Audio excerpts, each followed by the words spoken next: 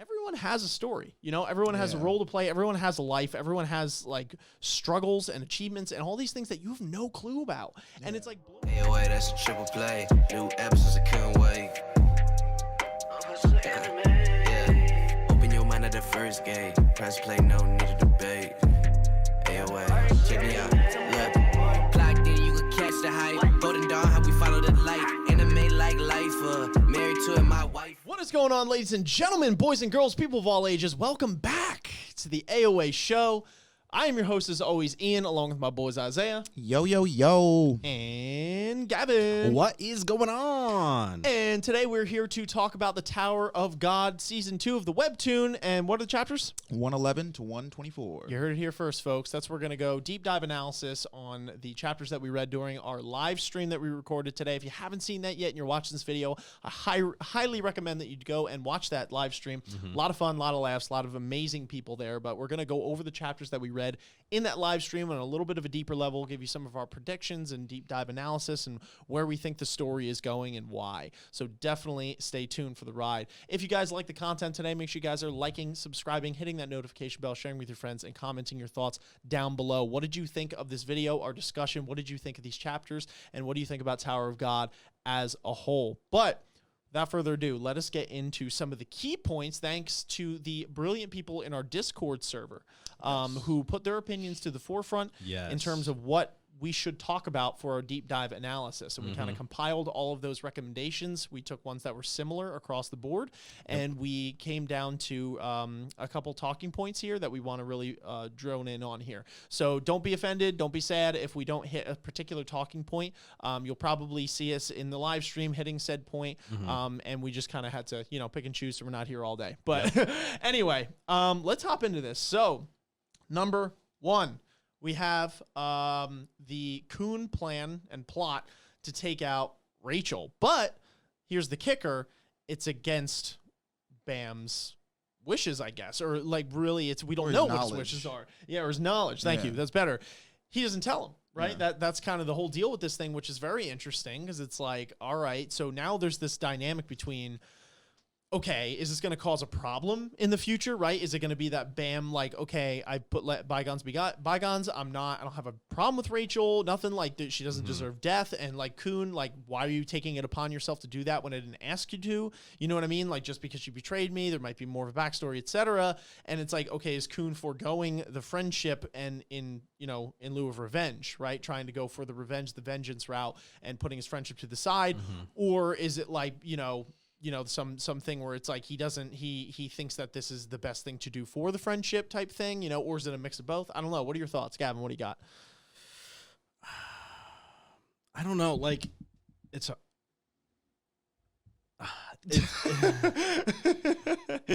honestly, I forgot what was the question again. What do you think the Kuhn's plan going to backfire on him, or do you think what are his motivations? So I do think. All right, so I feel like it's kind of SIU's doing his due diligence to kind of put it forward that it is going to backfire. Like, I can't see a reason why Ryune would say what she did without that kind of being like a signal being, hey, you doing this is going to fuck up with your relationship with Bam. Like, for me, that's just a red flag when they kind of, it's like, you always say that thing, if you put a fucking shotgun on a wall, expect it to be shot. Like, SIU, I feel like, is known for just, when he implements these little ideas where it's like, hey, this might be a problem in the future, 90% of the time, it turns out being a problem in the future. So for me, when this happened, my first thought was, obviously, he's going to try to go along with this. Bam is going to step in between them in some way, shape, or form. The real crux to all of this comes down to Bam's maturity at the end of it, because now he is recognizing that Rachel might be an enemy of his. However, that doesn't actually ensue that she deserves death, in a sense, So that's where this whole thing is going to really hit its turmoil, because fucking Kuhn is done. He wants her dead.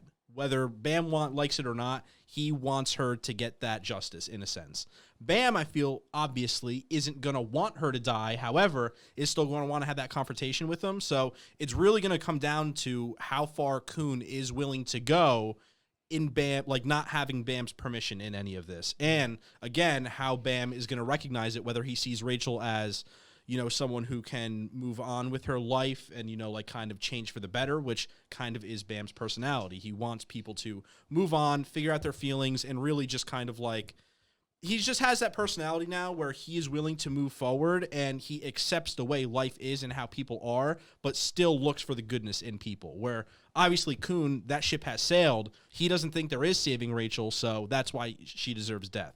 Sure. So at the end of the day, I don't know to what extent it's going to test their relationship. However, it is going to go down some bad alley, especially with a confrontation from Kuhn and Bam. Probably some like Mexican standoff, like, what are you doing? And Kuhn's like, I'm doing what, you know, I think is best for myself with these kind of selfish like needs. And it's going to really come down to that interaction, and whatever happens from there is going to determine their friendship. Whether Kuhn accepts it, steps back, things are good, or he pushes the envelope. I wouldn't say kill Rachel. I feel like it's kind of, she's almost like an intricate part of this story at this point, at least for the future that she's going to live.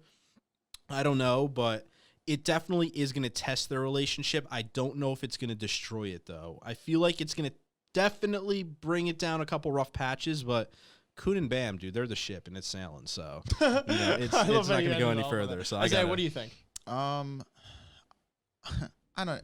So this is, I really like this conflict because I think it's really tough to like pick sides. You know what I mean? Mm-hmm. Because so you have like Kuhn, who, you know, has lived a very different life, or has seen a different side of people, and has thus formed a different perspective on how people operate inside this tower, right? And so it's made Kuhn to be someone like this, right? Who it's like, you double cross him once and that's it. You're on his hit list, or his shit list, and like, you don't get any second chance. Like, there is no such thing as redemption, right? Especially if you are somebody like Rachel, who is not doing something to like hurt them and being like, oh shit, sorry man, my bad, but like has proven that she's actively willing to try and fuck people over and is not in any way, shape, or form apologizing for it.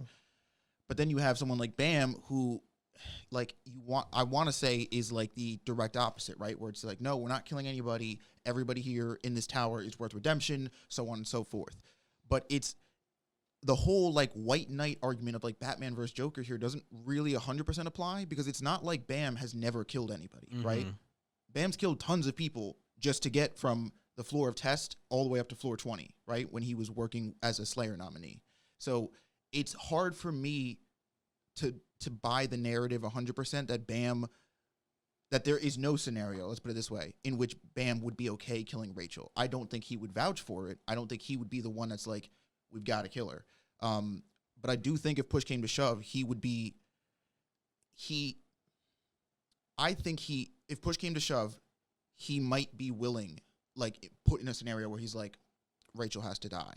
But I think the conflict here isn't necessarily going to come from whether Rachel should die or not, because I think that is like almost irrelevant, right? It's the fact that Kuhn is formulating this plan without Bam's knowledge. It's the fact that he's going behind his back, because that indicates a miscommunication of trust, right? It's Kuhn, indirectly saying, Bam, I don't trust you enough to have you involved in this plan, because I don't think you either A, have what it takes to do this, or B, I don't think when the time comes, if the time comes, you'd be willing or would let somebody else pull the trigger. And whether, again, that's true or not is like, it's circumstantial. You know what I mean? It's not the point of where I think the center of the conflict is, and that's, again, just the fact that with Kuhn and Bam having the relationship they do, with Kuhn still not being able to put that level of trust in a task like this in Bam, once Bam inevitably finds out, will, I think, put a significant blow in their, relationship. I actually have some thoughts, though. So have we seen, since Bam came back, we've not seen Bam kill anyone, have we not? When you say come back, you mean like as Viol battle? As Viol, Joe Viol Grace. He doesn't like. Does he? He doesn't kill anyone as Joe Viol Grace, does he? Who does he kill? He doesn't kill anybody like on panel that like has a name of importance, but it's said and implied in panels once we get like Ryune and everybody, that like in order for Bam to train, he had to work his way up as a Slayer nominee and basically wipe out competition. Yeah, but I don't know. So I actually find Fug's main goal here is to get Bam to get up the tower, right? Is to pass the tests. by whatever means necessary. So whether that means he has to kill someone or whatever, the only person they really care about him killing is Jihad, right? And, you know, they're really the ones that are wiping out other teammates and stuff like that if they deem them unworthy. But I actually think it's interesting, and it does play a role in this discussion here, because I don't believe, and you could correct me if I'm wrong, if I just, maybe it's evading me at the moment, but I don't think Bam has actually been confirmed to have killed anyone as of yet. Well, am I wrong on that? I think so. I don't know 100%. However, when they were trying to get into the door keys with the tickets, remember when they flashed back to the panel and they're like, this guy's a psycho because he literally just, like, I looked like he iced all those people who were coming after them. Because remember those new teammates that they came up with? They're like, holy shit, this guy's strong. He just took out a whole fucking crowd of people. And I mean, it was a bloody mess. So it didn't really imply that they were dead that I remember. They do say explicitly in that panel that, like, wow, this new kid knocked out everybody on this floor. They do imply that he didn't kill anybody on that floor. I'm talking about his time as Jewel Vial Grace. Yeah, when he was a Slayer nominee. So my thing is that it's never been explicitly stated Bam or Vial or Bam killed said person ever. I'm pretty sure it has. So I don't think it has. If anyone, again, I could be wrong, but I cannot in my mind right now think of a panel or a phrase where anyone had said Bam or Viol killed someone. All we know from when he's reintroduced as Viol on the 20th floor is that he is at the 20th floor. So by whatever means, now he could have or couldn't, but the reason I bring that up is because I think that's very relevant to the discussion we're having right now. Because if Bam hasn't killed anyone by this point, it could throw a potential wrench into the, the thought that, okay, Bam is not necessarily going to be like there might be a world where he's like, yeah, Rachel's got to go. I'm just upset you didn't tell me. It might be more of like, I don't want you killing anyone. I don't want you killing Rachel. So go ahead. Me personally, I don't. So again, I feel like it's more he can do what he needs to do if it came down to it. I don't think that as much is a problem. I think it's just in general, he wants to, at the end of the day, he isn't bloodthirsty. He doesn't want to kill people. I think that's pretty obvious. So if push came to shove and he needed to get to whatever his goals are, and he has to, he will pull the trigger and he will do it. But I think he wants to be very limited in when that happens, and I feel like that's his character. However, to throw a little bit of a wrench into what Isaiah said before with Rachel, when Ryune brought up very recently where she's like, you got to get ready to be able to confront her because she's going to be on the train. And, it was kind of implied that he's been having a hard time sleeping and even kind of coping with that idea, where that's where it comes, like, for me, that's where it comes down to, where I think just the idea of her possibly dying is really kind of putting a knot in his stomach, or even confronting her, because, like, he just doesn't know how to mentally process everything that happens because it's just the emotional abuse that this kid's just been fucking torn through. He doesn't know really what's right or wrong in this scenario at this point. So, like, Kuhn then going and kind of picking the answer for him without him being able to fucking figure out his own mental state in it. I feel like that's where a lot of it comes that's actually through. my main gripe, actually, with Kuhn in this scenario. And when we were doing the live stream, I was going like, like, kind of just messing with you guys, really, because I was like, I get it, and you're like, what? And, like, well, that's what I'm thinking, though. Like, I don't. And I know you were saying that it's like, well, it's not necessarily a good thing. It's just a cool thing. You know what I mean? Like, this is cool. It shows part of Kuhn's character. But just in general, I don't really vibe with what Kuhn's doing at all here. And I do think if there's a person to be selected to be put in the wrong, if we were to select one, it would be Kuhn over, like, okay, Bam, like, you need to grow up. You're being naive versus Kuhn. Because, like, I feel like right now Kuhn, especially when it comes to Bam, being ironically that he's his friend, is almost putting, like, doesn't have full trust in that Bam will be able to decide what Kuhn believes is the right outcome. And I think that's where Kuhn right now is definitely making a mistake, in the sense that I don't think he trusts Bam enough to actually tell him the truth in what he's doing, and he underestimates how much Bam has grown in the time that they've been separated. And now, to be fair, Bam is very conflicted, to be fair, but I don't know if Kuhn has the right to kind of make that decision for him. Well, I don't think he definitely doesn't have the right. I think that's partially where he's in the wrong here. Again, is like taking the decision away from Bam to even, like, make the decision, right? Whether Bam wants to kill Rachel or not. At the end of the day, if he's confronting her, should be Bam's decision, not somebody else's. But again, I don't think it's really like that that sort of ties into this idea of trust again, of like Bam being the conflict here between Kuhn and Bam is because would be Bam realizing that Kuhn doesn't trust him, whether it's to make that kind of decision, whether it's to pull the trigger and kill Rachel, whether it's to let somebody else do it.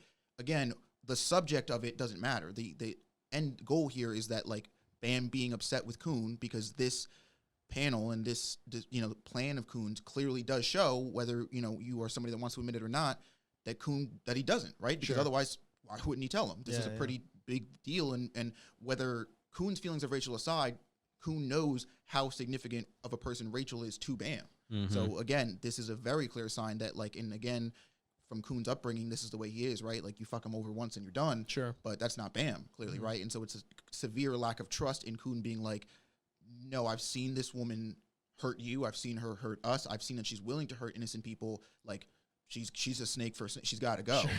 And Bam being like, again, we don't know. We don't know really where his head's at. All we know is quite literally he's, conflicted about it. He's in the middle. But I think it's important that like I think it's important that this conflict be something that stays like for a while. Sure. You know what I mean? Like whatever happens, it can't, because otherwise it doesn't really matter. Like, you know what I mean? It's a moment that happens where it's like, oh, you were going to do that? And it's like, yeah, sorry. And it's like, oh, okay. No, but like, you know what I mean? If you give this time to fester where it's like Kuhn's got this whole grandiose, plan to overthrow Rachel and Bam doesn't know any of it. And it's been like, I mean, we know time is weird here, but like it's been years or you know what I mean? Then you have the call for like some real like Bam being like, Kuhn, it doesn't matter what happened. The fact of the matter now is that like, I don't know if I can trust you, right? Exactly. Because Rachel is somebody that proved that she doesn't deserve trust, but Bam doesn't want that for Kuhn. He doesn't want that for that. So for Kuhn to do that, it's like this weird, like falling into that same trap thing. Yeah, very interesting.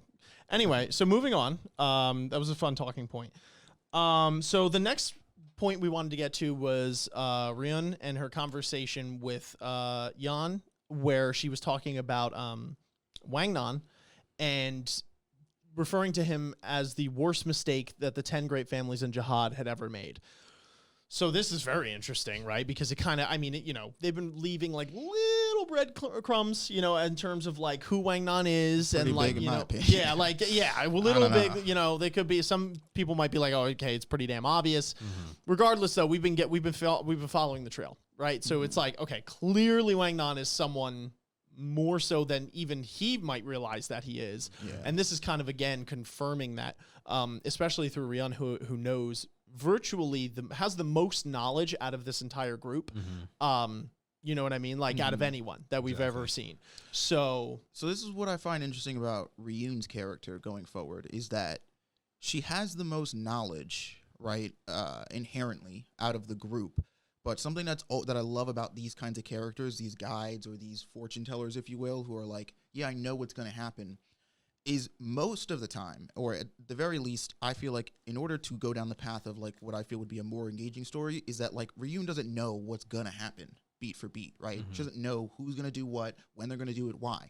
But much like a fortune teller, she has a very solidified, like silhouetted vision of the future, right? She knows the events that have to happen, and her job as the guide is to make sure those events play out. She doesn't know who's going to be where and why they're going to cause those said events to happen, but she knows those events are going to happen one way or another if she plays her role right. So I actually like the idea that her using her role as the guide, because it's a rare position, it's not something that like every other person in the tower has, as leverage, literally, right? Because she could say stuff like this, or even with the thing she says with Bam later, where she's like, oh, like some of your teammates are gonna die.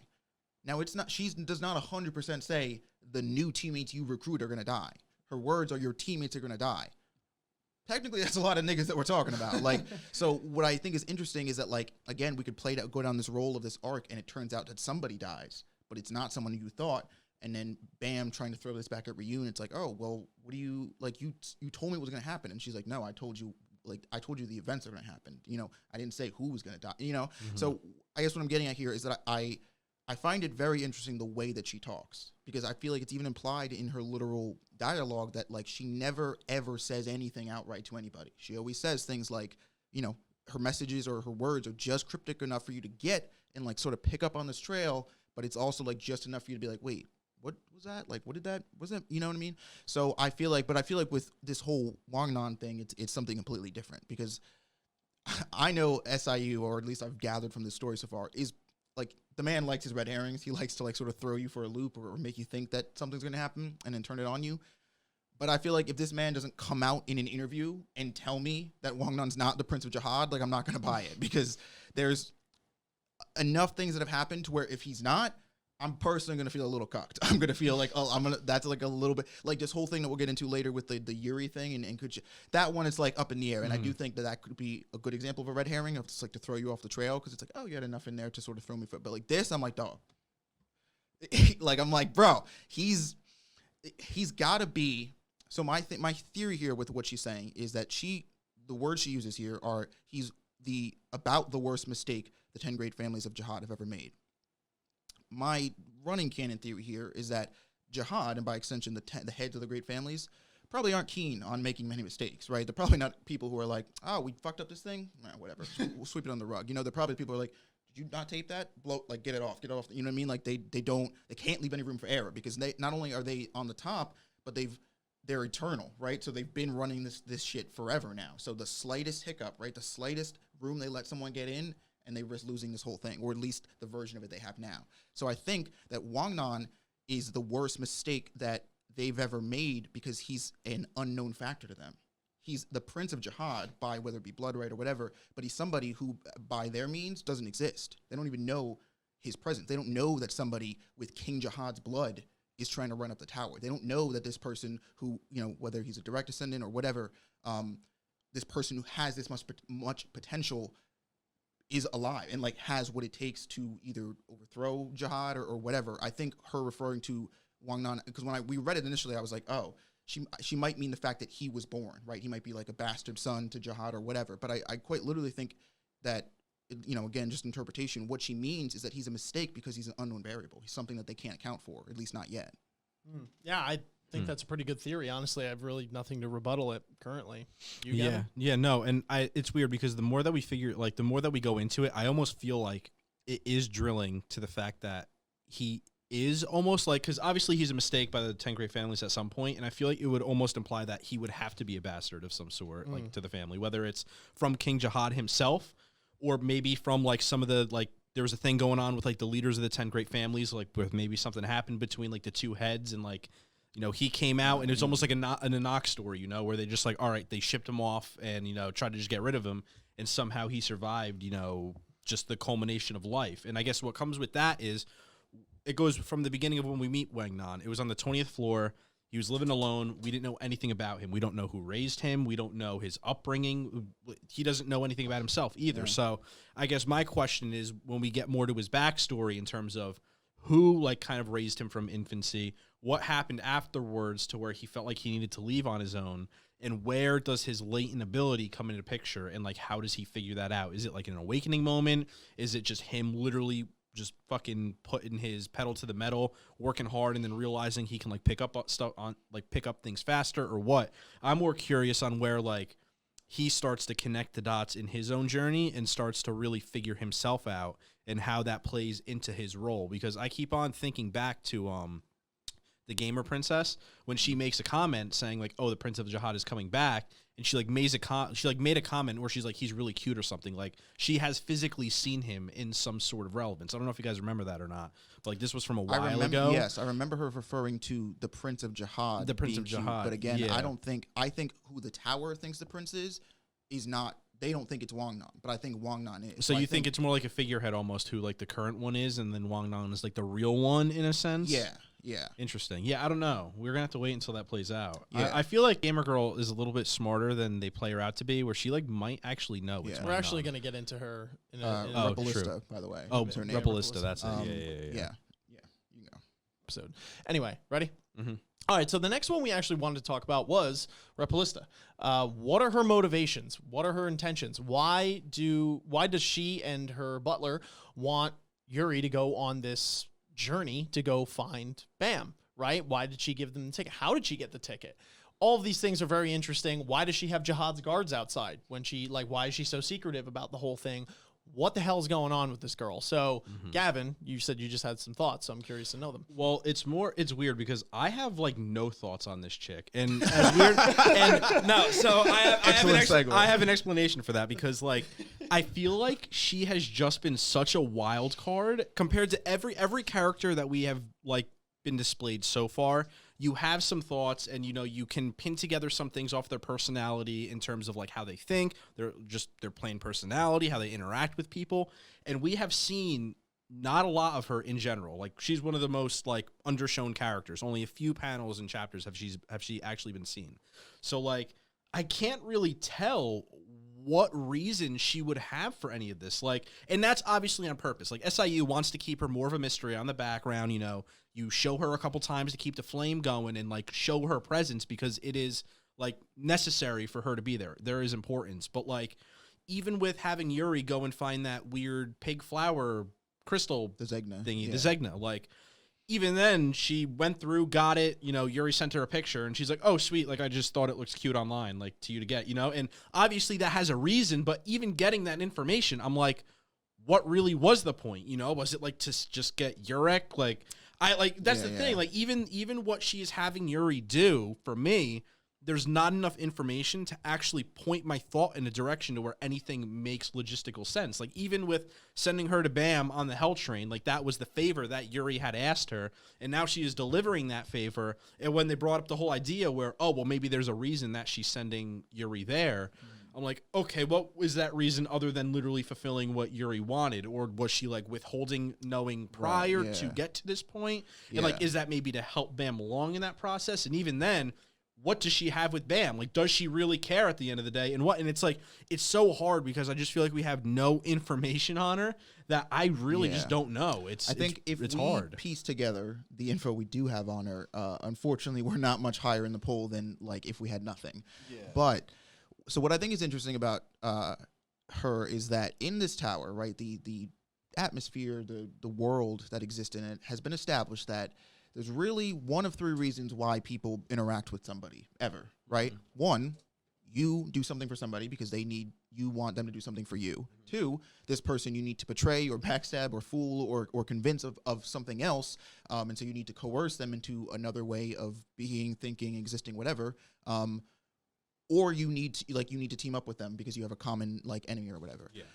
That's really it, right? And so what we've seen of this woman, very surface level, comes off as sort of like this chaotic neutral agent, right? Like you were saying, she's like, oh yeah, I'll go find, I'll help you find Bam, but like I want you to get me a baby Zegna. And then Yuri sends her the picture and she's like, I don't really want it. I just think it's cute. It's like, really? Because that was a lot of work. Like Yurek is not a weak guy, but like he did have to go through all that shit to get. Like it was kind of a lot of work for you to just be like, nah, whatever. Yeah. So it's and again, like you said, and in return for that, it would appear like she's kind of doing Yuri a pretty big solid because not only did she find out where Bam is, but she got Yuri access to get to Bam. Mm-hmm. Now we know that Yuri, as a ranker, is not allowed to step foot on the Hell Train. So not only did she find where Bam was, but she got a way for Yuri to get in to where Bam is and has orchestrated, or semi-orchestrated this plan in order to get Yuri to be on the Hell Train to a point where she can be on it.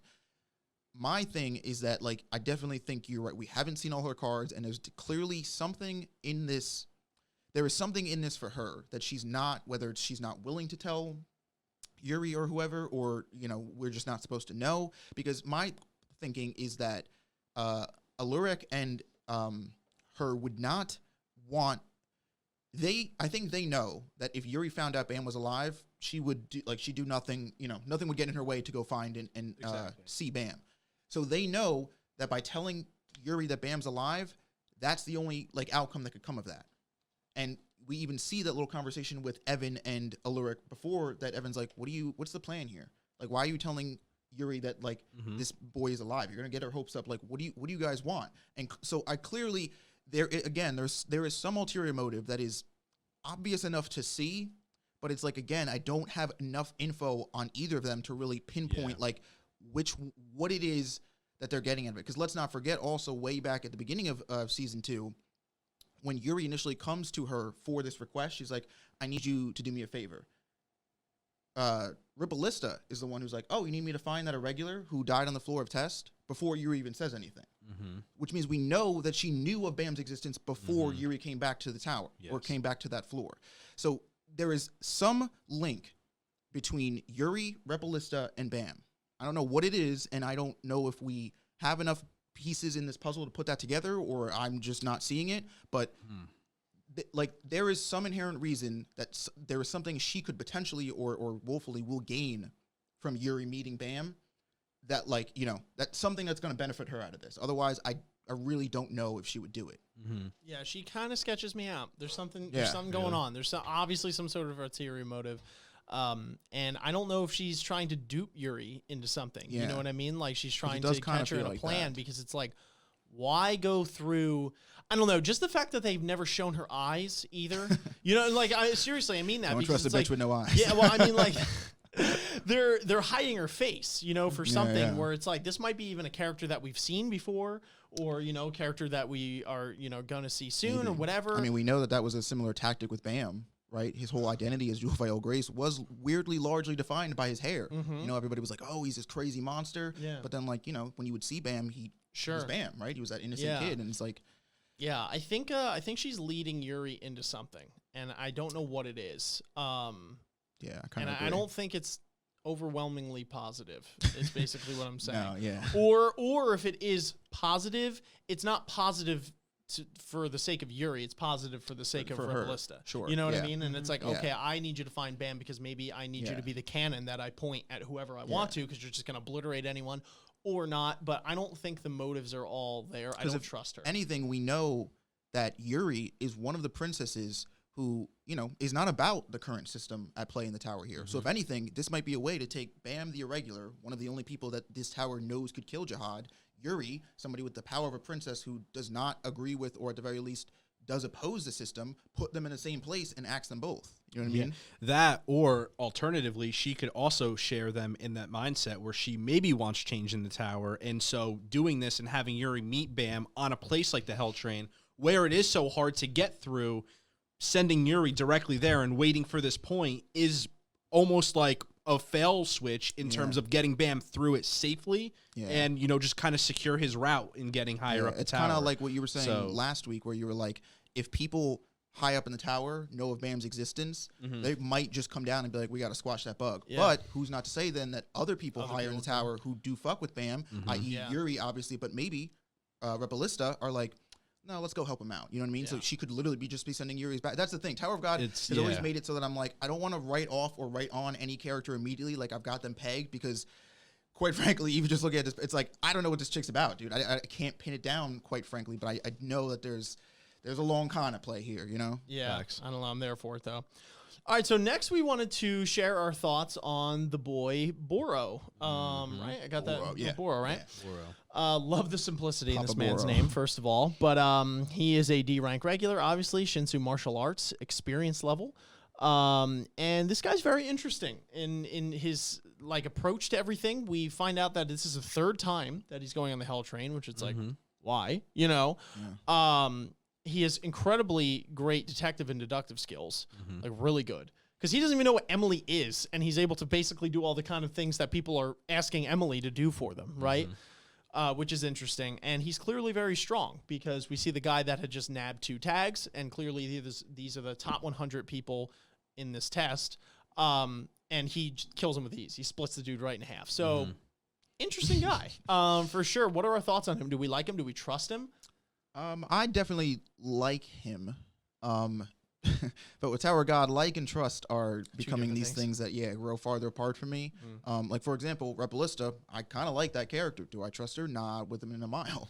But, like, because it comes down to, again, sort of what we've been repeating in our previous conversation. It's like, I don't know enough about this man to be like, yeah, I would stake my life with him, because I don't know. For example, one of his big motivators, like you were saying, right, is that this is not his first time on the Hell Train. So what that tells us is that whatever is at the end of this Hell Train, or wherever the Hell Train can get you to him is priority 1, right? Sure. He's got to get there. Otherwise, literally, why would he put himself through this thing more than once? You know, he would. It's stated that in the tower here, like, nobody's forcing you to climb the tower, right? So if he's going through this train repeatedly, it's because he has to get to wherever this train, like, drops him off at the end. But the other thing is his altercation with Fug. not by itself, but the fact that it immediately makes him hesitant of Bam, and by extension, Howard Ryune and anybody associated with Fug, does also say that not only is this a man who has a goal, right, and I need to get to the other end of this train, but like, what is it? Why? What came of that altercation? And because it clearly put him in sort of the mind frame that he's at now, which we don't know obviously at the time of just meeting him, but he clearly is, you know, I guess rightfully so, of somebody climbing the tower, hesitant of meeting people. But despite, I guess like what intrigues me is despite Bam's known association with Fug via Bam telling Boro, he doesn't immediately seem to write Bam off, but he does sort of keep that like cautious third eye on him of like, okay, you said we were here, but like you also like, you know what I mean? And so I don't know. I definitely think that there's more. I mean, there's obviously more to his character, but I definitely think that there is more to this character in terms of, I don't think it's going to be kind of like an arc raptor thing, which was the sort of character that I like weirdly instantly related him to when we met him, of like, oh, he seems, you know, bad and sort of gangster and whatever, but like he's kind of got like a heart of gold under that, and you sort of like meet him and warm up to him. I think this character is going to be a little bit more down the middle, a little bit more of like kind of dipping his feet into both ponds here, good and bad. Yeah, I could see that. Gavin, what do you think?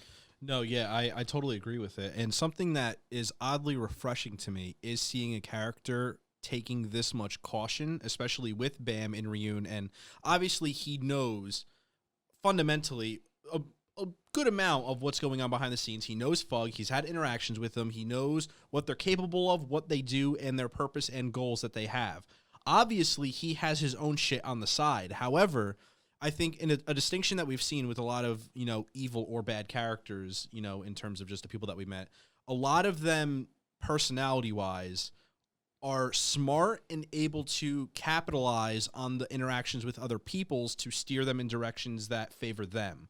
Now, this is a person who has a lot of knowledge and, you know, understands very well how the tower works. However, he isn't going off the bat and jumping out and really trying to control or manipulate Ryune or Bam or anything. He is taking that caution. That caution is precedent. That is what is the most important. So for me, that actually throws a positive tick in his box, because I feel like most bad people or evil people in this show tend to have hot heads and also tend to put themselves on a pedestal to where they almost feel superior compared to other people, especially like Bam or Ryune and something like that. So he comes off as very humble to the fact where he has to play this middle ground, because if he steps out of line in either way, he knows he could be overwhelmed and outpowered, and, you know, shit can go, or stuff can go really crazy. So for me, it actually seems like he might be a good character. It's just he is trying to determine whether Bam, Ryune, and the people who are associated around him are also good people, you know, because if they're bad and have ill intentions or anything like that, he doesn't want to get wrapped up in any of that mess. He has his own problems to worry about. So in my opinion, I feel like he actually might not be a terrible person. Yes, his goals are going to be number one, and he will probably kill and do whatever he needs to do to go and continue his goals. But inherently, I don't think he's going to try to manipulate Bam or really anybody negatively unless it's for his goal, in a sense. And even then, with just how cautious he is and like almost understanding of Bam's power, not even seeing it in full display, just off of seeing him, like, he definitely, in my opinion, is going to play a larger role in this and be a more positive one, comparatively speaking, to a negative. So that's just, I guess, my analysis on him. I feel like just when people are very cautious in general, especially when they're understanding, they tend to have, I shouldn't say better intentions, but they typically aren't bad people, or at least the worst people, in a sense. So I got a little bit of faith in him, but it's still, he's going to ride that middle line, so it can go anyway. Sure. Yeah. All right. So moving on, we have the discussion about Ran. I want to include Ran, Beta, and the Churro guy. Yeah. Daniel. Papi Churro. Wow, he does have like the easiest name. Okay, I was expecting some. What's his name? I mean, a nickname. It's Dan. Daniel. Got it. And Daniel. And the discussion of murder. So this was something that came up in the live stream, where we had witnessed Ran massacre an entire train full of people. Beta did the same. There's a literal pile of corpses. And then we see even a couple panels later that Daniel had done the same thing on a different train. Right. So we were kind of going over the discussion of, okay, Like, I don't know if you could just go around doing that, but a lot of what, chat was saying, or, some people in chat, was that it was like, listen, killing is like a normal part of this tower. You know what I mean? Like that, like it is what it is. Like, that's fine. I was a little more in the camp of like, okay, Ran, like you're kind of ticking my like crazy meter here. You know what I mean? Because like there's a bit, listen, I'm not a detective, but there's like a little bit of me that's like thinking that you might just be having a little bit of fun with this. You know what I mean? And it's like, so I think that's the discussion and where it lies. I don't want to get in a huge argument over this because I already know this is a hot button topic in the live stream. So we'll say what we got to say and then leave it at that. But I'm curious to know your thoughts and if you think that you're willing to give somebody a pass based off of their popularity or past deeds on if they do the same thing as somebody else, or where your dividing line is, right? Where it's like, okay, what was the context? What was the intentions? How much do I like this character? Do they normally do good things, etc.? And like, do you give someone a pass over another? You know what I mean? When you see them do literally the same thing. So I was curious to know your guys' thoughts. If anyone's had anything to say, I mean, So right away, I think yes. I think it's hard to argue that even if you're not in the camp of like, yeah, they're like, let's just say all three of them, right? Or even like one of them, that they're not psychopaths, that this isn't psychopathic behavior, right? Because there's a very clear line between fighting or killing, let's say, because that's the thing here, right? Anybody can fight, only certain people will kill. In self-defense versus like, no, I'm going to kill this person because I genuinely like find joy out of taking this person's life away from them. Now, I do believe, I believe that it's kind of funny that this is up for debate because I believe the debate is a little redundant, quite frankly, because the tower has created the perfect environment where everybody has a scapegoat. If you are somebody like Ran or you are somebody like Beta, who might enjoy and get straight fun out of fighting to kill and like fighting to the last breath, that, the argument of like, oh, well, you shouldn't be like that in a world like Tower of God might mean like, then you just don't get to live. Like you don't get to survive because it might come. And I'm sure a lot of fights, even that Ran maybe has been in and or not so much Beta, but even Daniel, we don't know a lot about his character, but I'm assuming he's been through some shit. Where if they didn't kill somebody, they were going to die. Right. So it's like that kill or be killed. And this tower has clearly built an environment where like you sometimes don't get a say in whether you take somebody's life or your own life gets taken as a result. And I get that. And I get the argument of then like, oh, well, it's not so much about like the environment they're in forcing them to kill. It's about them killing when they have the choice of if they want to take a life. In which I would say, again, like, okay, yes, then I do believe that puts people like Ran and Beta in a little bit more of the psychopathic camp. But I think writing them off as like a straight psychopath is like a little too far, I guess, because again, I believe people can have psychopathic tendencies and not straight up 100% be a psychopath. Sure, because again, amongst this instance that we see both of them display, they have also both displayed clear instances of like, clear cognitive like thinking and behavior. And like, clearly we've seen the way Ran thinks and the way Beta thinks. And while they've been a little bit distorted or a little bit, chipped away, let's say, right, by their prides or their perceptions of things, none of them like think illogically. None of them think like crazy people. None of them like they have rational, they have ways of thinking that allow them to deduce and understand the situation they're in. Again, it's all about like their perceptions though that alter those things. So real quick, I apologize for cutting you off, but let me rephrase the question here because I think I would be in absolute agreement with you, and I would assume Gavin would too, based off what you were saying. And I guess for me, my question is not necessarily are they psychotic, because I don't believe they're psychotic. And if I use that word, I apologize. That wasn't a good way of explaining it. I guess the more simplistic question, but the more relevant one is he justified? Is what he is doing wrong? Or do you think, or is there an excuse for it? It's tough because it kind of rolls back into like the Bam Kuhn thing we were talking about earlier, where it's like, sure, when you have a decision to take a life, what does it mean now to take a life? Because again, I think in this specific instance, like, to be honest, I think they absolutely, if they were attacked first, if somebody instigated that fight, like, Tower of God does this thing with like character deception, right? Where it's like you see a character like Rand, and you're like, oh, that little baby kid, dude, we could fucking take him. Let's get 5 guys. But like, no, he's actually strong enough to kill everyone on this train. You don't know that though until you get up in his grill and start fighting him. But by then it's too late. You've already given him instigation. You've given him a reason to fight back. And after that, we have the claim of self-defense, if anything. Now, again, do I think that this behavior is justified outside of context like this, where it's like, let's say Rand was the first one to make the blow? That one is a little bit tougher in my mind, because it's like that one comes down a little bit more, at least to me, to context of like, all right, who is he fighting though? Like, why is that person, is that person trying to fight? Like, you know what I mean? Because, there's part of me as a somewhat rational human being, right, that wants to be like, no, if you have the choice to kill somebody, like choosing to kill them because you're like, I want to. Like, that's wrong. There's something wrong with that. But again, I think like I catch myself doing that with these characters all the time and not giving them enough credit, because I'm like, well, the world we live in though are like literally different. We grew up in different, like, you know what I mean?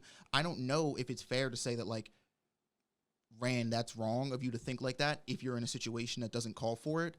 But then again, like, is that not the whole point of like the theme of this series, right? With Bam, where it's like, if you don't try to find another way to do this cycle is just going to keep repeating. So it's like, I guess ultimately I'd have to say no. If we're taking this context out of it, if it's not a situation where he's being attacked first, I do think it's wrong to like instantly jump to like, all right, I'm going to kill this dude, like, because I can.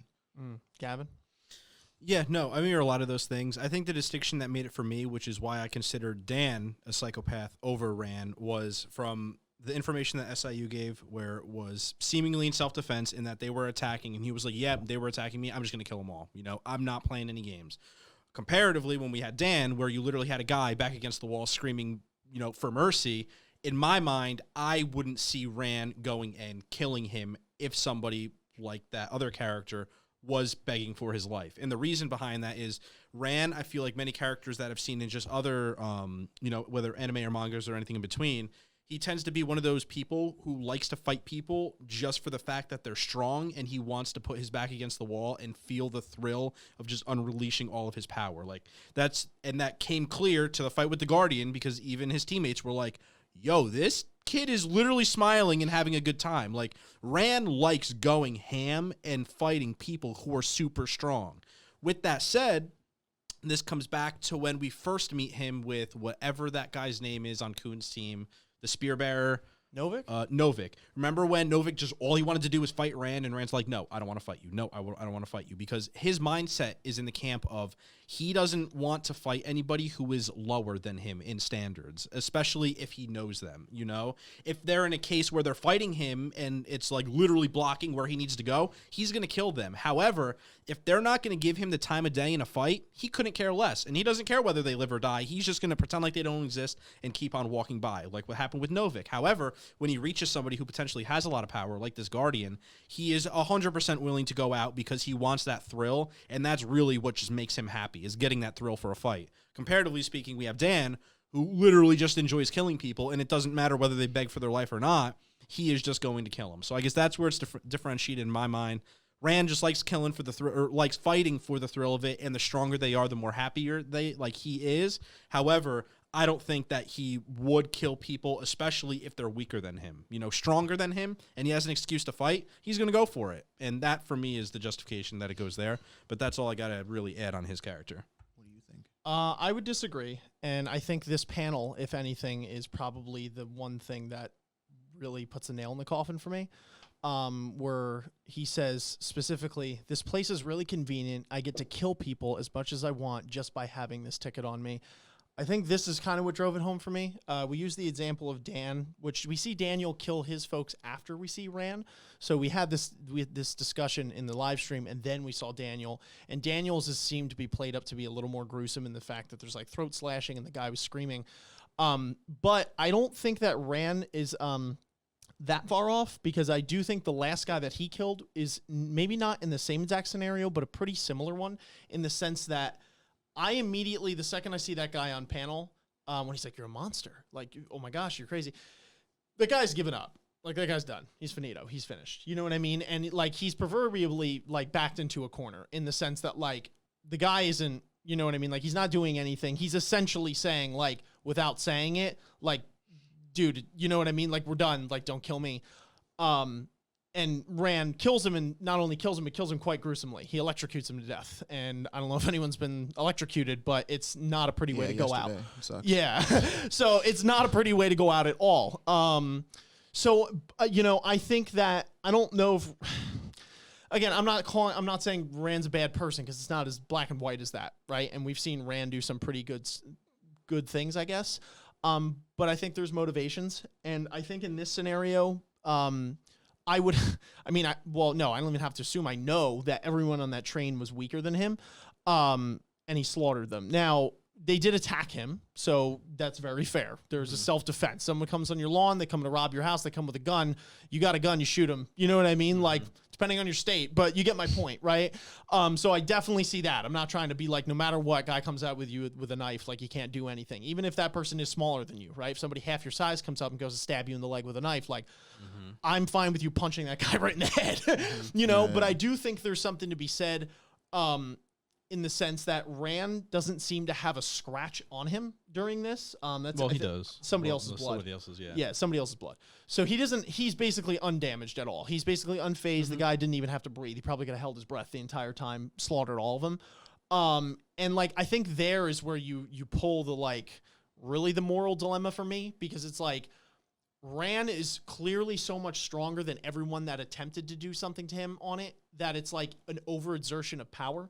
Like, so you put like Bam in that scenario, and like Bam could clearly wipe all these people out as easily, if not easier, than Rand did. But like, I don't think Bam goes that route, right? And like, I'd bet a lot of money to say that. And I think that's kind of the difference in character there, in the sense that it's like, you know, you don't have to exert the amount of power that you did to prove your point. You know what I'm saying? And it's like, you could have probably spared 50 to 75% of those people. And again, I think this quote is what really makes me think, because at first it might have been like, okay, well, it might have been really close and like whatever. But like, I think personally, the fact that he says, I get to kill as many people as I want just by having this ticket, it's really convenient, and he's like undamaged, makes it like a little weird. And the argument that's pervaded a lot, you know, is I saw this in chat a lot.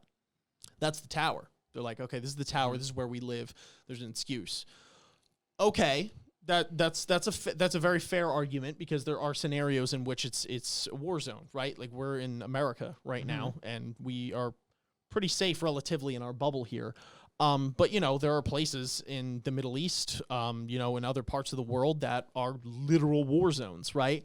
And I never really took the excuse of this is the tower, personally, because I think there are literally parallels that you could draw to in, like, real world. And I don't think that many people would be willing to excuse the actions of someone, like, in a real life scenario, if they were put in that same thing. So, like, you know, if 100 people run at someone with a machine gun, you know what I mean? And the guy mows down 50, and then the other 50 are like, oh shit, and run away. And you know what I mean? He mows the extra 50 down. Like, that's kind of what I see. I think at the end of the day, the weird thing that, like, kind of, that I get what you're saying is that, like, whether Rand can kill people or not, it's not even really the fact of, like, why he's killing them. It's the fact that, like, he would want to kill them, right? So he says, I get to kill people, not I have to kill people. Which, again, if you think about, like, Bam, that's probably the stance he would take of, like, I don't want to do this, but I might have to kill these people. Where Rand says, I get to kill people, which hints, obviously, at a perception and a mindset of, like, oh boy, I hope I get to kill these people. Which is inherently more psychopathic than someone like Bam's mindset, but I do also believe it is still less psychopathic, and if we're judging this on a scale here, than someone like Daniel, who I believe literally gets, like, a thrill out of, like, torturing and watching. Like, I don't know if, I think Bam, I mean, all these fucking names, dude. I think Rand getting to kill people is not about, like, watching people scream. It's not like he doesn't derive the pleasure out of, like, watching somebody's life get snuffed out. It's a superiority complex thing. It's watching, it's him knowing that he bested this person to the point where he took their life. The most valuable thing, arguably, to some people that you could have, he took from them because he was stronger than them, so he could do it. And I think that's the difference between someone like him and Daniel, where Daniel, I think, is a much more dangerous element, because he quite literally likes killing people just to watch people die. And I think that's like a different, and like, that's a different thing in my mind. Yeah. I guess for me, I guess it's like chalked up that Daniel's supposed to be the much worse person, right? Like, if anything, obviously, like the writing is intended for that. So like, it'd be stupid of me to say, and like die on the hill of defending Daniel, like, because clearly, but I guess what I'm saying is that like just by Rand's actions and words in said scenario, I don't think he's very, he's not very, I don't think he goes with that. Like, I don't think he gets a pass. And I think that he actually is closer to Daniel in that sense, in that, like, maybe it's not necessarily to, like, hear them scream, but it's definitely, I get to kill as many people as I want. And again, I think, like, I don't know, just the fact that he has the power and exerts it. I already said my point. Yeah, but I have a quick one, and it's analyzing the same quote, and it's, again, a differential factor for me was I get to kill people as much as I want just by having this ticket on me. So for me, it solidifies it with just having this ticket. As in, with Daniel, it doesn't matter whether he has a ticket or not. He is going to be killing people. This, and the reason why he is saying this is because by having this ticket, by extension, people are going to be coming after me, giving me an excuse to kill people. If he didn't have this ticket, he wouldn't just go out to kill people because that's not within his personality. But if people are coming after him, it's free game. And that's the differential factor for me, is that now people are coming after him because he has this ticket. Now I can kill people. Where you have Dan, where honestly, tickets are irrelevant. He is just killing people to kill people. Well, to be fair, Dan actually, like, Dan's mission is to get tickets when he's sent on the train. So to be fair, like, they have similar motives in that sense, that it's like, okay, like, I'm getting tickets or preventing somebody from getting said ticket. Motives, yes, but again, I still, like, for me, the characters are different in the fact that just the way that he watches him suffer and is okay with it. Like, Rand is going to kill people, yes, but he is finding an excuse to kill people compared to, I just feel like Dan, would be more willing to go out of his way. I guess at the end of the day, and this is where I'll leave it, is that regardless of if you need an excuse or you just do it, I don't think that makes Rand more excused or a better person in that sense. I just think that he's just, he's justifying it in whatever way that he deems fit, whatever helps him sleep at night or whatever helps us, like, rally to his side. But I think at the end of the day, whether you find an excuse to do it or you just do it, you did it. You know what I mean? And like that's for me, that's where I'll leave it off. That's my opinion on the end of the day. At the end of the day, it's definitely, like, I think fucked up. No matter, like, you know what I mean? Because he is, at the end of the day, he's killing people, and I think at least for me, it's like if somebody gave Dan a ticket, and they were like, "Here's my ticket, don't kill me," he'd probably kill them anyway. Where I don't know if I could say that for Rand. That's like, fair. If they gave him the ticket, I think he'd let them go. Where, like, again, I guess if you had to grade their morals, that's what would put Rand a little bit higher for me. But again, a little bit higher. Like, he is willing to take a life, and he is willing to do it sort of out of the superiority sport complex. Sure. But yeah, no, very fair. Some fucked up dudes. All right, for real. All right, so the next point that we have after all that is I forgot her name. The hell's her name? What is her name? Hana Yu. Hana Yu. Hana Yu. Look at this beautiful, the pink-haired like train light bearer. Lady. Yeah, I don't really know much. I don't know who just kind of gets inserted into this storyline just by proxy, default, like, because she survived. So there's that, which is interesting, and what we think about her, and if she is more than what she seems to be on the surface. I know we had some theories with that, but then it kind of like transitioned into somebody else, which we're going to talk to a little bit later. And just like what our general thoughts on her are. I have a couple. I'll just start off. I have no clue whether she's, feigning to be somebody else, whatever. I don't know. I don't know. I really don't know. Honestly, I was gonna like try and come up with a thing. I just don't know. She's just a person at this point. But she got legs and arms. Yeah, like that's it, dude. Like I don't know what to tell you. But I do appreciate if she is not someone that's undercover. Which some tell me she's not, but I don't have any evidence to back that up. I do appreciate how they, I don't know, incorporate this very real human element of like everyone has a story type thing. Yes. And it was like very heartwarming for me to see, especially when they're on, I don't have the panel in here, but when they go to, they're like sitting down and she's talking about her dreams of becoming a pop star or like an idol singer. And like who she looks up to and like the things that she does. And like, to me, that was like super wholesome in that moment because I was like, you know what? It's nice to see that like this average. I mean, she's D rank, so like, let's be honest here. She's pretty damn strong, just in general, to get there. I mean, in the world we're at the moment.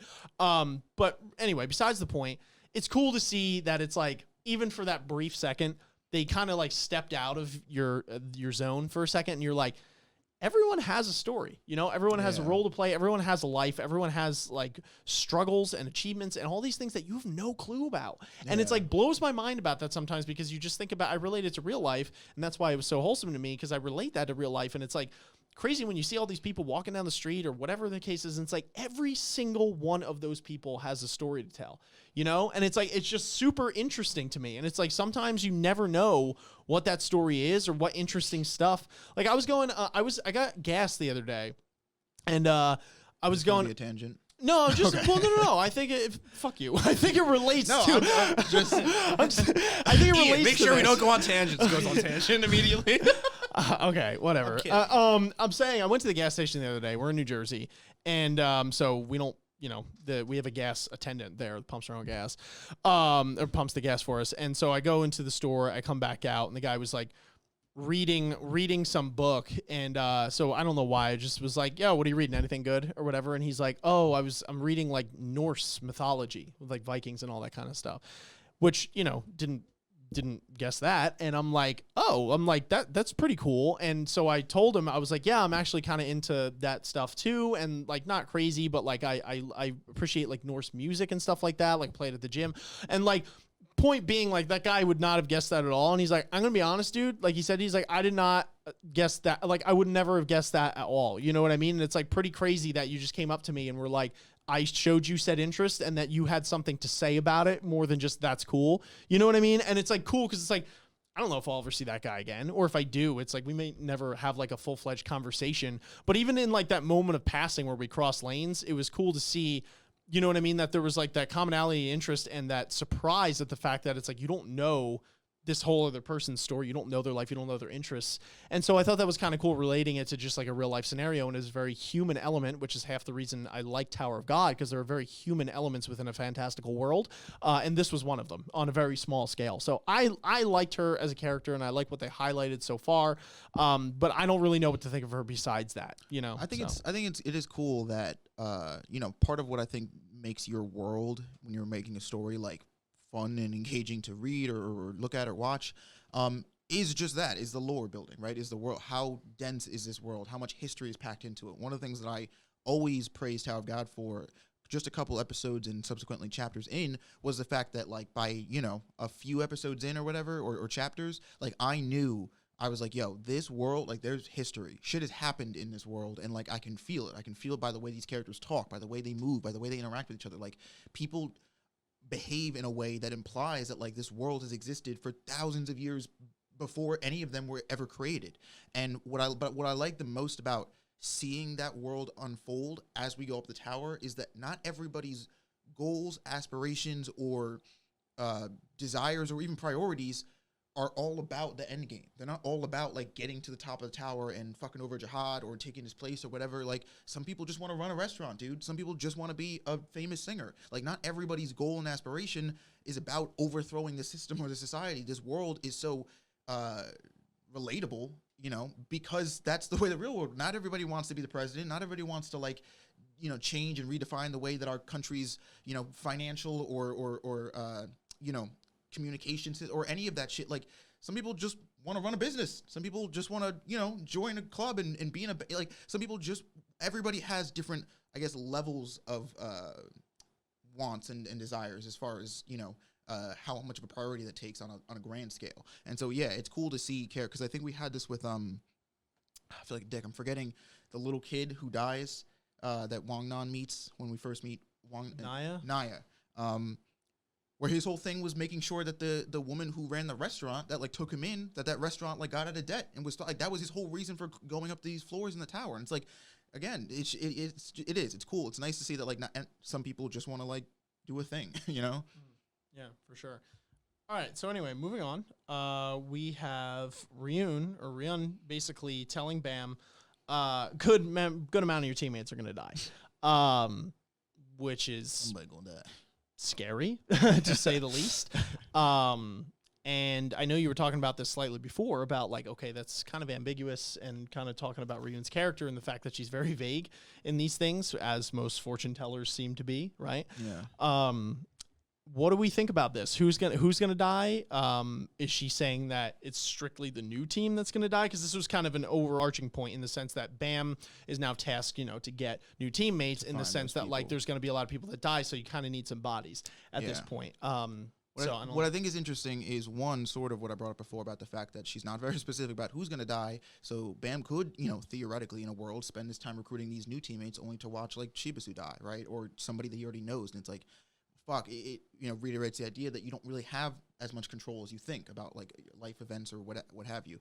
But what I think is interesting about this quote in this mindset is that, again, I love when this series reinforces its central themes, right? So what I believe, the way I look at this story anyway, is essentially, I think I said this before, or some version of it, that you have Bam and all of Bam's allies, right? And those are all going to be people who, for some reason or another, side with Bam's way of thinking, where it's like, we've got to get to the top of this tower because we've got to stop what Jihad's doing, but we need to do it by a different means than what everybody else is doing. And that means not killing every single person that we see. That means teaching people that just because they've done wrong, that there is a way to correct themselves and there is a way to do right and come out of that. And then you have Rachel and all the people who side with her. And again, for whatever reason they side with her, those are people who are like, yeah, we got to get to the tower, but I literally don't give a fuck how many people I got to step on to do it. Like, I don't care. I want to get to the top because whatever the fuck is up there, like, it's going to give me whatever I want. And I want what I want. And I love it when because essentially what this does is it puts Bam in a situation where he has to make a decision, right? And it's not like a decision to be made lightly. I think it's something where it's like, all right, Bam could do this, right? He could recruit some teammates, pull some people together so that he has exactly what Ryun's talking about. People to just take the hit for him or take a hit, whatever. But is that not quite literally something that Rachel has done and is willing to do? Does that not put Bam a little bit closer to the line or the path that Rachel's walking on? And again, it's sort of the hard Batman Joker argument where if Bam's whole goal is to prove that we can get to the top of the tower another way, every step or any decision he makes to move just a little bit closer to Rachel's side, does that not invalidate even if it's a little bit less, him and his team's goal, their argument, their stake in this debate here? Or Bam could, choose the sort of morally righteous path, right? Sticking to his guns and being like, no, if I recruit people, like, they're going to be part of our squad. I'm not sacrificing anybody's life. But we know the way this tower works, like, that's easier said than done. That puts Bam at a significant disadvantage because it means that there's more people that can be either turned against Bam or there's people that like can be, like we saw with the Mr. Flex and turned as a hostage against, like, to use against. But like, we know that like from the sort of superhero tale that like the morally righteous path leaves you pretty vulnerable when it comes to anybody taking advantage of that love and that trust you have for people. So I really like this idea because it is sort of, but up until now, the story has implied, right, a bunch of times that, like, Bam, eventually, like, you're going to have to, like, sort of, pick up your bootstraps and, like, make some tough calls. Or, like, Bam, you're going to need it. This sort of feels like, Bam, like, we're at the first wall. Like, you've got to make a choice, and you don't have to make, one of these choices is not right or wrong, but, like, you're going to be responsible for whichever choice you make, and it's going to define Bam's character going forward. Mm-hmm. Yeah, I feel like somebody has to die soon at this point just for... I don't know, the suspense, the thrill, the whatever, right? To keep me engaged fully in the story. I can't put a word on it, but it's like there's something to be said when it's like somebody has the balls to pull the trigger on characters, and it's like not just kill them for the sake of killing them. It has to fit into the. We're not Rand. Yeah, right. It has to fit into the story and the rules that we've established. Obviously, it has to make sense. But they're like up to this point. We've been pretty lucky in dodging, like metaphorical bullets in terms of, what characters die and who don't. And like sometimes people leave the tower or there are things that separate them. And like even Horyang right now is like in a sort of comatose state because of, one of his wings is gone or whatever. But like there's been very few people really who super relevant. Serena. Well, Serena doesn't die. Well, no, that's what I mean. I'm talking about people who left. Oh, okay, yeah. Die. Are there anyone? Is there anyone that... I mean, other than Ho. Yeah, which nobody cared about anyway, but... I'm just playing. No, I'm just playing. No. But I mean, like, I guess Ho didn't get enough, you know what I mean, like, time. Where it was like, nobody really died. But yeah, that's what I'm saying, right? It's like no one relevant has...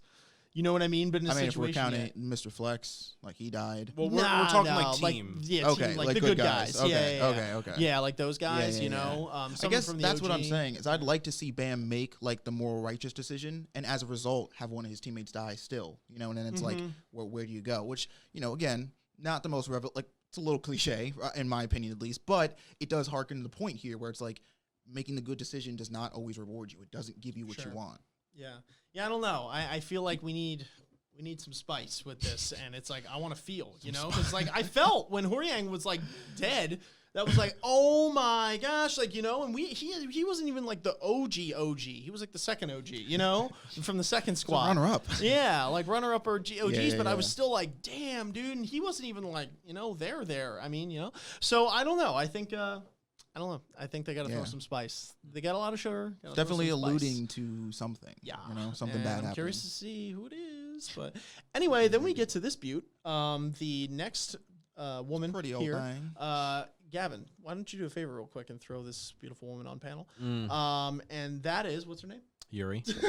Oh, Yura. No, Yuri. Yura. Because it is Yuri. So that's the discussion here, right? So she is the pop idol singer, the idol of the pink-haired girl, and has a little bit of mystery surrounding her. She definitely seems a little condescending from like the small bits that we got from her, and she also has an eerily similar name to Yuri. And is also her now last name is Ha. yeah, which is Yuri's and last is now name. giving up her pop idol career to just go on the Hell super Train suddenly. which is weird. So, which is also weird because she became a pop idol like a couple months ago. So that's another did thing. they say that? Yeah. Yeah, they said that she literally rose to fame like out of nowhere. Yeah, out of Like, nowhere. it happened. You know, Yeah.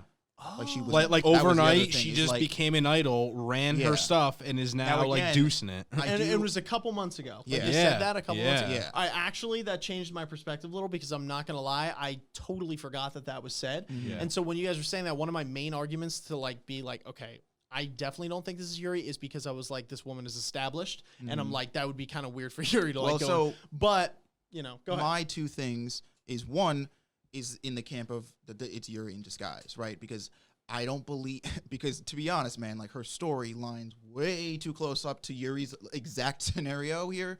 A pop idol who came out of nowhere is now is now well established, but is now ultimately out of nowhere, quitting her entire career because she just has to go on the Hell Train because there's something on the Hell Train that she wants, and whenever she wants something, she goes after it and gets it. And has 2 tickets already. And has 2 tickets and knows about Bam.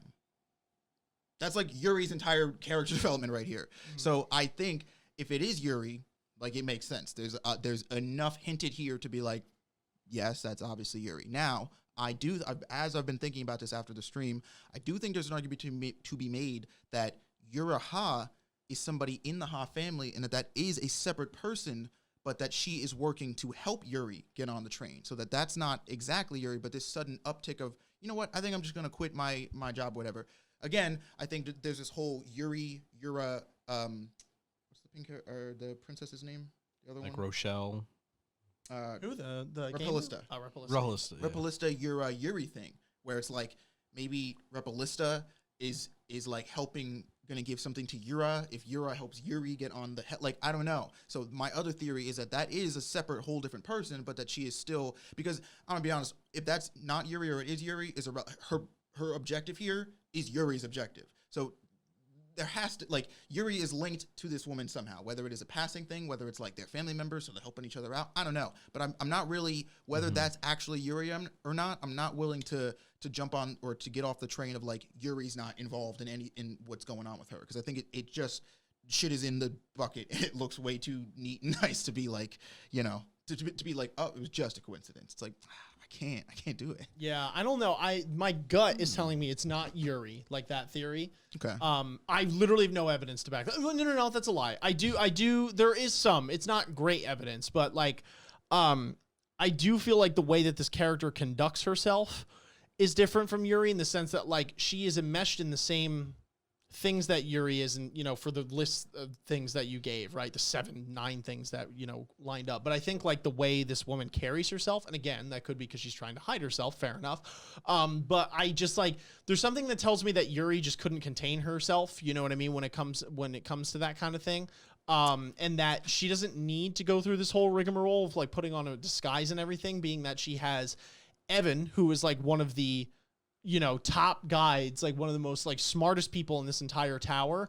And maybe that is the plan. Maybe he's like, you got to disguise yourself. But like, I don't know. I feel like it's a little much. I feel like Yuri is just so, like, I tend to forget sometimes power scaling and like how so much higher Yuri is than like any person on this floor, where it's like flick of a finger, I decapitate you type, you know, power.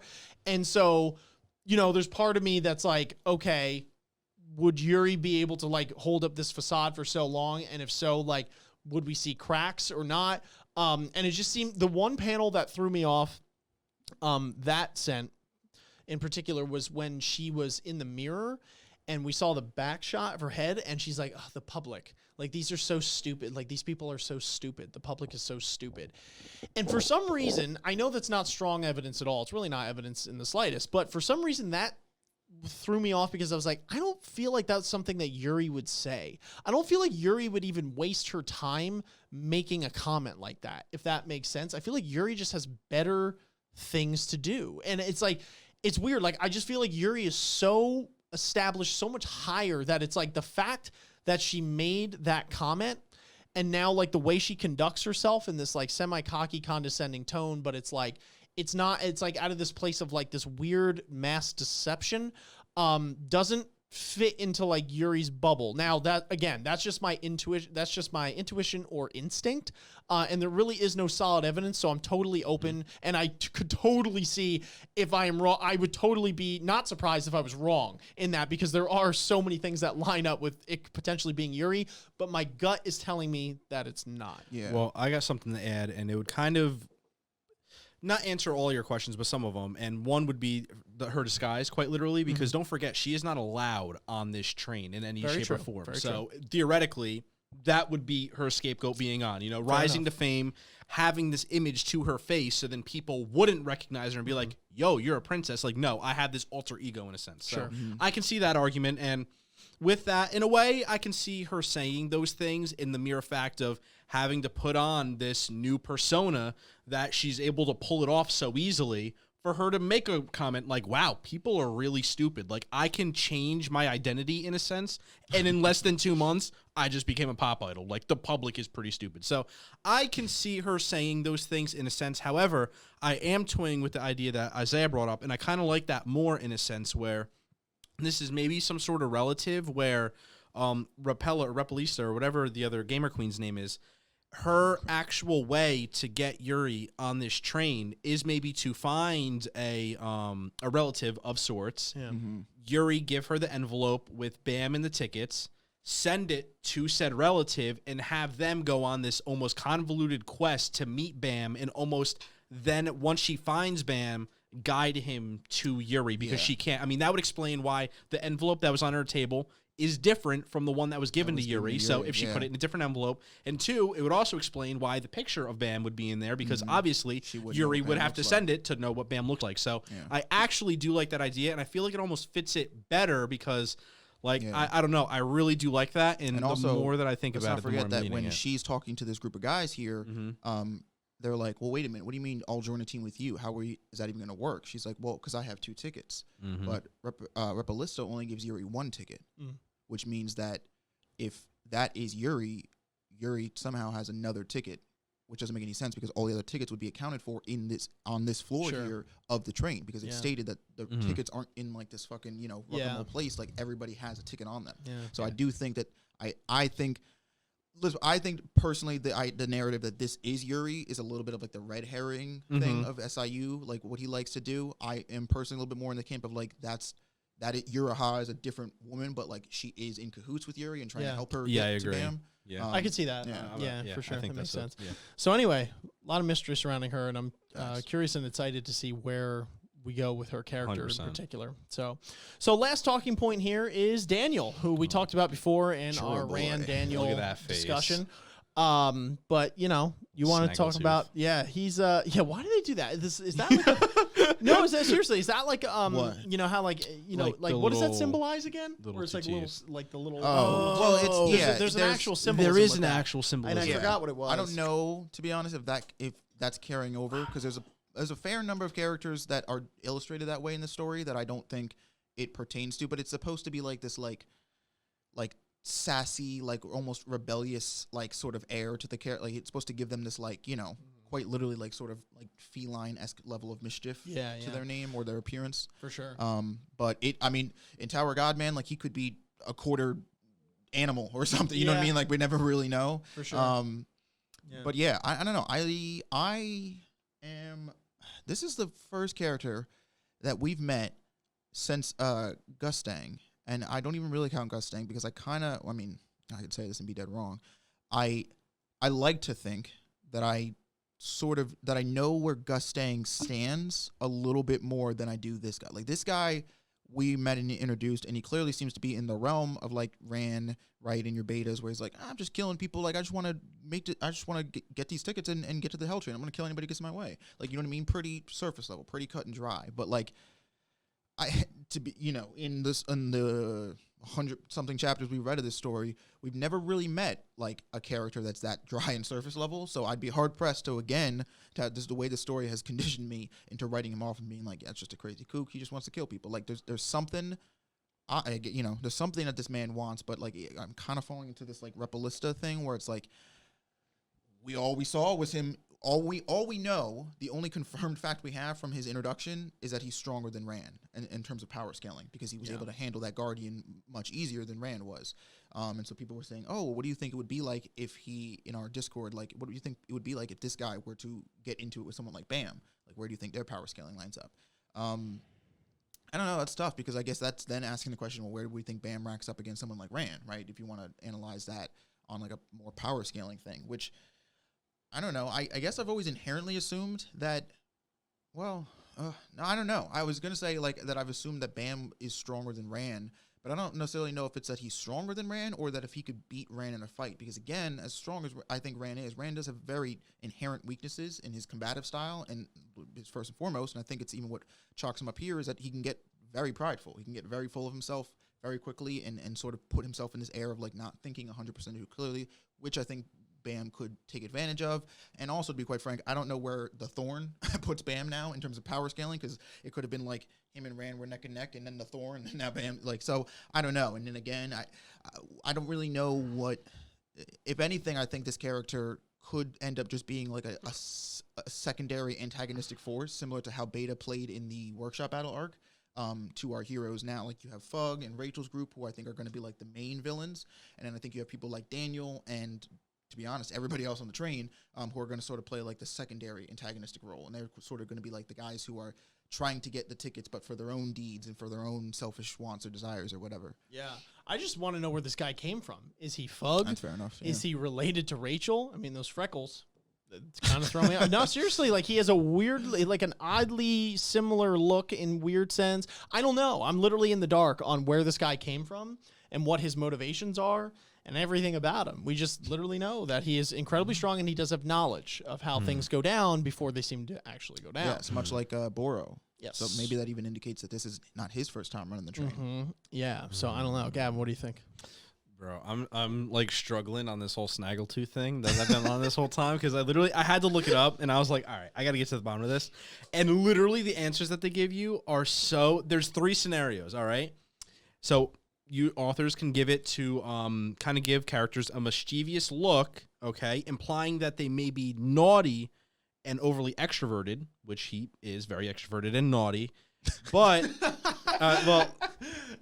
know what I mean. No, I know. It's just funny the way you all say right, it. yeah. But not actually evil, which was interesting. However, they have other like scenarios where this can be put. And the next one is some authors may want to portray that the message they can portray is that they're cute but evil. Like just because somebody's cute, they can also be evil, which is interesting. And then in the last paragraph that they have explaining why an author would use it would be they're trying to represent like demonic traits in terms of like how like evil would be. I'm going with like the mischievous, intrigued that's what I was kind of we going. get Wangnan a lot with this, Yes. as well, and it's like it always seems to pop up when they make a comment like this, like, "Ooh, we found a pretty good rookie this time." You know what I mean? Or like Wangnan being like, "Hey, I got away with like some stupid thing." You know, like that's where my which I would agree with. I wonder to the extent if it's following that same like cookie cutter cutout, where it would also imply then that he is not inherently evil in a sense. I don't think that.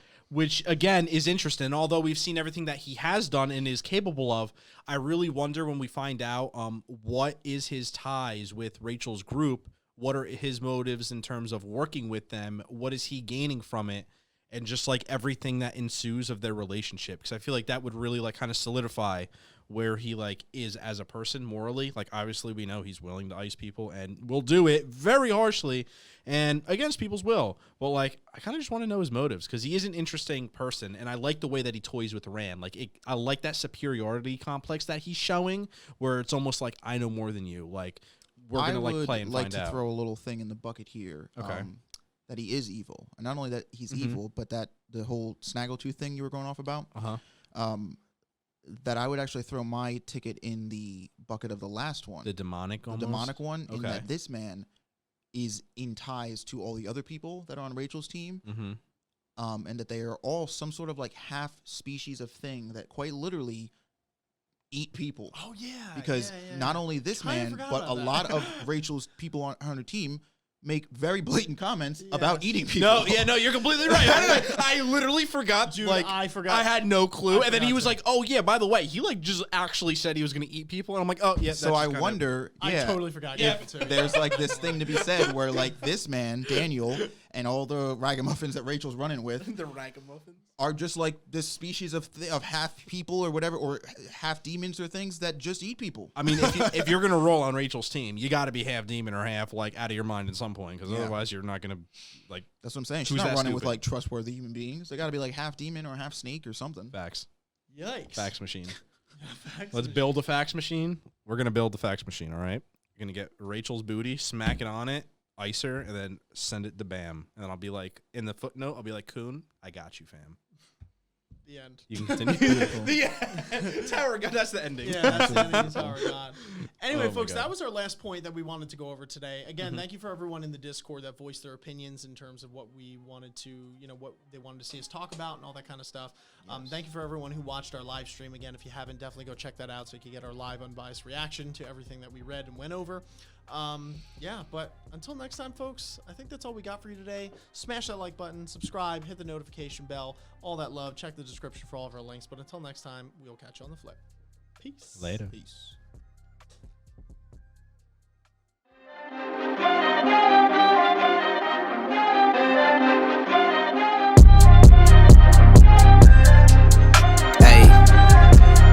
Hey, you know what it is, dog.